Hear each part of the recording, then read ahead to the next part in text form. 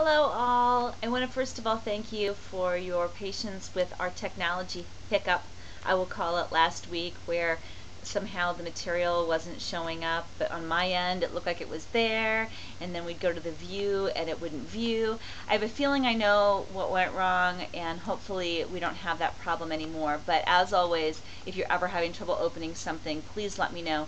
And if the unavailability of the material caused you to not be able to turn work in on time this past week, please know that I'm not going to penalize you for technological snafus, okay?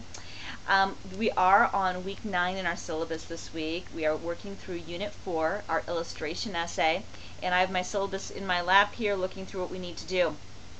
From a reading and what we're going to do perspective, you're going to be doing a lot of reading this week unless you did some reading ahead last week. We have 7 essays this time, a little bit more to choose from, and there's a purpose in that. Please note that one of the pieces that I attached last week, but it should also be in our classroom resources, is a write-up on how to synthesize in your writing. The reason there are more readings this time is because I'm going to ask you to use more than one reading in your writing, and in order to do that effectively and to argue that well in a couple weeks, not this week but the following week, you're going to have to start making connections. Synthesis can happen in a way where you compare your ideas along with some other ideas, along with another person's ideas, so it's like a three-way conversation. We're no longer just having a dialogue between us and one text. Now we're having a fuller conversation with multiple voices.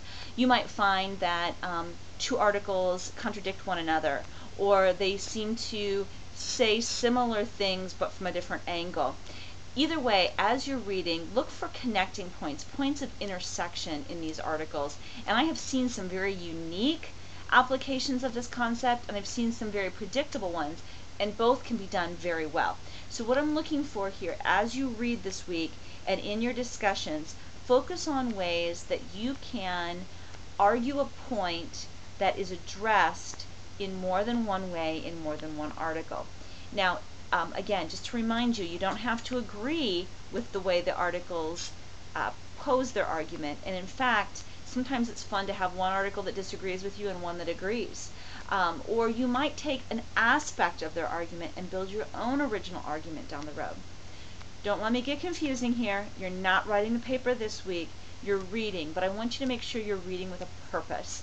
And that purpose is going to be to create an original argument, either in response to or in relation to two of the articles from this week's reading list. So as you're reading, you're looking for points of connection between your own thought processes and how these articles work together. Some will work together better than others. You be the judge. You use your own creativity and your own mind, your own basis of background in order to help fuel the argument. The only thing you're turning in this week is the discussion board, and as always, you'll turn in your responses to the articles as well as your responses to others into the discussion board and to me. So 2 places, 2 things. Have a great week.